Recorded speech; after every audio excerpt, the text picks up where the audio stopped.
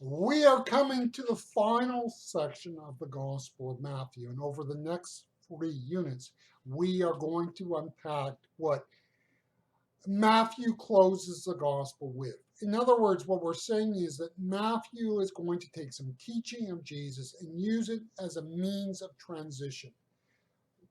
We have looked back at the life of Jesus and its relevance and importance to us as people. Matthew has done that. And Matthew is going to now turn and give us the future. This is what the church needs to be about, and this is what the church needs to be doing. Matthew chapter 28, we're going to read verse 18 and then just the first part of verse 19.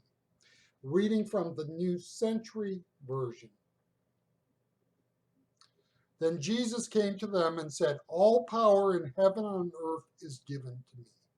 So go and make followers of all the people in the world." Now, it's interesting. I didn't plan this, but I just picked up the New Century Version and said, okay, we're going to use this as a reading. And it's interesting because they use the phrase there in the first part of verse 19, which is go make followers. And that is, of course, not a literal translation. It's not even close. The actual word there in Greek is one word, but often comes into English as two words: to go and make disciples. Make disciples. And in that sense, when you realize what make disciples is, you can see where to make followers of Jesus is, in some ways, a rather weak, almost insipid translation. Now, that's okay. Translations don't always, as it were, hit it out of the park on every verse.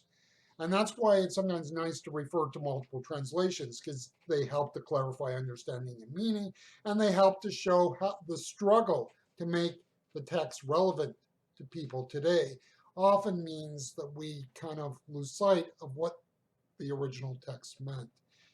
So the church is to be making disciples. The work of the church is found in this one idea.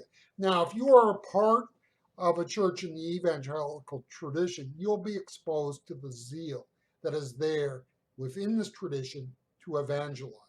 In this tradition, the church has a responsibility to go into the world and evangelize. The problem is not in our stating this, but rather have we really grasped what it means to evangelize.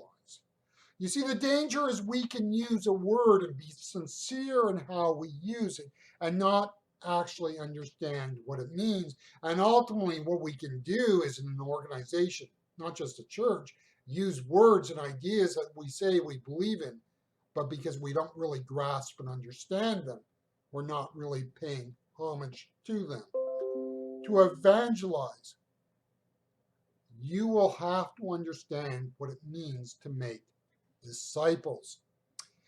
One of the ways we justify what we do in evangelical churches is to say we are doing something to create opportunities to evangelize people. Now, one of the problems that jumps up right away is that this term comes to have an us versus them perspective. In other words, when we talk of evangelism, we tend to put the emphasis on the need to reach people who are outside the church. It is a sweeping generalization, but we tend to not use the idea for people in the church. If you make evangelism about people out there, you've made a statement about the people in the church. Do you get that? If you make evangelism out there, you're saying the problem is out there, in essence, and the problem is not here in the church. You are making the statement that the people in the church are evangelized. But you see, the problem with this is you're making the evangelism, the process of evangelism, the process where people are integrated into an institution called the church. The church, in that meaning, then becomes the building that is at the corner of Main and First Street. The problem is not evangelism, even if we say it is. Evangelism, therefore, has come to mean the conversion and integration of people into a church. Jesus is saying we are to make disciples, and we go back to the New Century Version, make followers. And while I don't really like this translation, if you understand what the original is, I can appreciate what they're saying, because it is not just enough to get people inside the buildings of a church if they are not actually followers of Jesus. In other words, Jesus is saying is that the goal of the church is not to get more people in a building called a church. The goal of the church is to make disciples, to people who actually follow Jesus. The emphasis is not to be on church attendance, but on discipleship. Evangelism is a process where we take people from where they are to where they need to be in Christ.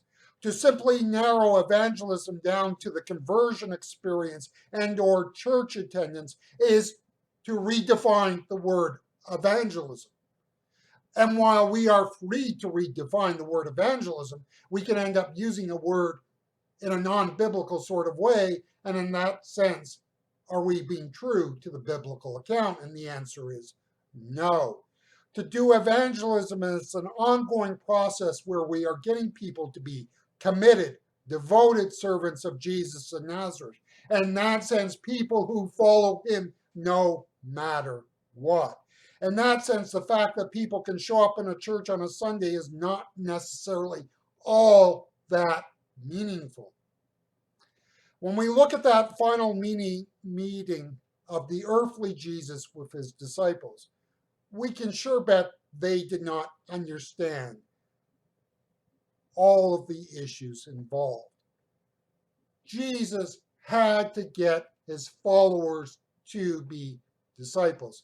Remember, we talked in the last unit that some still doubted. There were still some who needed to be rooted and grounded. In Acts 1, chapter 6, we are told that they were asking, is this the time, Jesus, you're going to restore the kingdom? They were showing they still did not fully grasp it. The work of evangelism is ultimately difficult, for it is not just about making those people disciples, but in the process of making disciples, I am becoming a better and more effective disciple for Jesus. You see, that's also one of the dangers with evangelism as sometimes used in the church.